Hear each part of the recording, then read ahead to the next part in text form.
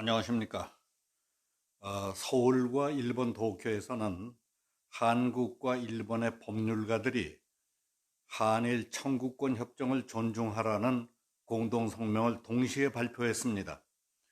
오늘은 이 문제에 대해서 말씀드리겠습니다. 한국과 일본 법률가들은 12월 23일 어제 오전 11시 서울과 일본 도쿄에서 1965년에 체결된 한일 청구권 협정 존중을 촉구하는 한일 법률가 공동성명을 각기 동시에 발표하고 기자회견을 가졌습니다.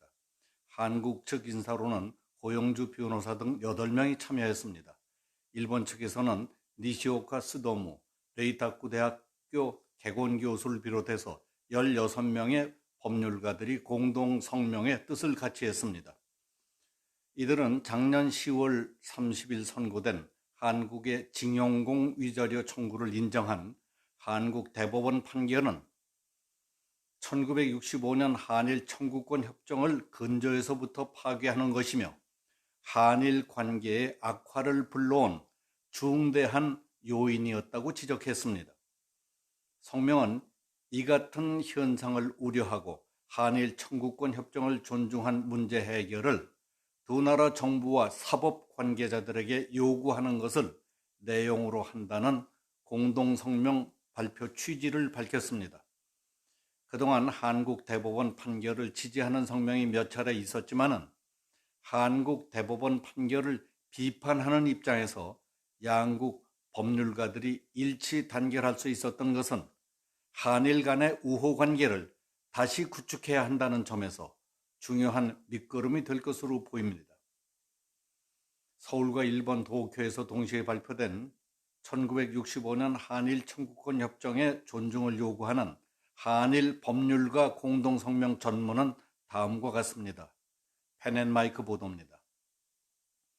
우리는 1965년 한일 청구권 협정 존중을 통해 국제적 우호관계 재구축을 요구한다. 1965년 한일 청구권 협정은 한일 양국은 물론 두 나라 사이의 국민들이 정치, 안보, 경제, 문화의 여러 측면에서 상호 협력과 우호 관계를 다질 수 있었던 기초였다. 그런데 한국 대법원은 전원 합의체 판결로 2018년 10월 10일, 30일 제2차 세계대전 중 구 일본 제철의 한국인 노동자가 현 일본 제철 주식회사를 상대로 한 소송에서 1억 원씩의 위자료 지급 판결을 선고했다. 이 판결에 따라서 신일본 제철의 한국 내 자산에 대한 한국 법원의 강제 집행이 개시됐다. 이로 인해서 1965년 한일 청구권 협정이 바탕이 되어서 유지되어 왔던 교류 협력의 기초가 흔들리는 결과를 가져오게 됐다. 이 대법원 판결은 한일 관계에 큰 균열을 일으켰고 전후 최악이라고 평가될 만큼 한일 관계의 악화를 가져온 중대한 요인이 됐다. 이러한 협상에 대해서 법적, 정치적인 적절한 대처가 지연된다면 한일 관계는 결정적인 파국에 이를 우려가 있다. 그것은 한일 양국 국민에게 있어서 심각하고 중대한 불행을 가져올 것이다.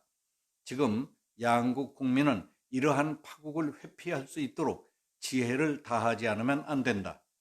한일 양국의 법률가인 우리는 양국 관계를 진지하게 우려하는 법률가의 입장에서 양국 정부와 사법 관계자에게 현명한 대응과 조치를 요구하고자 아래와 같이 성명한다.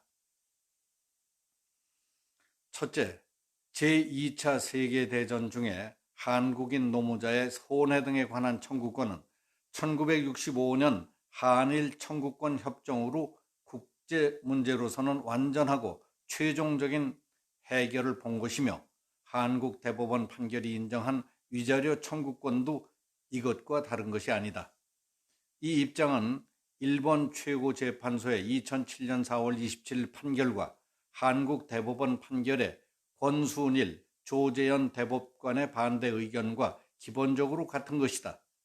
우리는 이러한 입장이 국제법적으로도 정당한 것이라고 생각한다. 둘째, 한국 대법원은 원고들이 일본 제국에 의한 불법적이고 반인도적인 식민지 지배의 피해자이며 이러한 피해에 의해서 원고들이 받은 고통에 대한 위자료 청구권은 한일 청구권 협정에 의해 처리된 청구권에는 포함되지 않는다고 판결했다. 그러나 역사적 진실은 아편 전쟁으로부터 제2차 세계대전에 이르기까지 1세기에 걸친 기간에 큰 틀 아래 객관적 자료에 근거한 역사 연구에 의해서 해명돼야 할 문제다.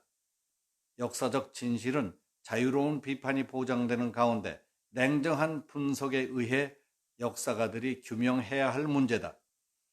실제로 일본에서는 물론이고 한국의 역사학자로부터도 이러한 역사 해석에 대해서 유력한 이론이 제기되고 있다. 그리고 사법부가 특정한 역사 해석을 내리는 것은 법 해석의 측면이나 학문 연구의 측면에서도 결코 바람직하지 않다. 셋째, 1965년 한일 청구권 협정은 그 체결에 이르기까지 한일 두 나라가 13년 동안 많은 노력을 기울인 교섭 과정을 통해 체결된 역사를 가지고 있다. 이 국제협정은 두 나라 국민 사이의 청구권에 관한 문제가 완전하고 최종적으로 해결되었다는 것을 명시적으로 확인하고 있다. 이 협정은 그 후 양국의 우호 관계와 발전의 기초가 됐다. 국제조약은 각각의 입장이나 기대에 입각하면서도 쌍방 당사국이 서로 양보하는 노력에 의해서 성립하는 것이다. 따라서 이 협정도 그러한 예외가 아니다. 우리는 이 협정의 취지를 존중하는 것이 장래에 걸쳐서 양국의 우호 관계와 발전을 보증하는 유일한 길이라고 확신한다. 넷째, 한일 양국은 두 나라 국민의 국내외의 사유재산권에 대해 보호할 국가적 책무가 있고 이러한 각국의 입장을 상호 이해해야 한다. 따라서 한일 청구권 협정을 무력화하는 대법원 판결에 따라 일본 기업에 대한 강제 집행에 대해 한국 정부는 1965년 한일 청구권 협정을 존중하는 입장에서 이 문제 처리에 직접 나서야 한다. 따라서 친일본 제철을 상대로 소송을 제기했던 원고들이 주장하는 청구권은 한국의 국내 문제이기 때문에 한국 정부의 책임 아래 처리돼야 할 문제다.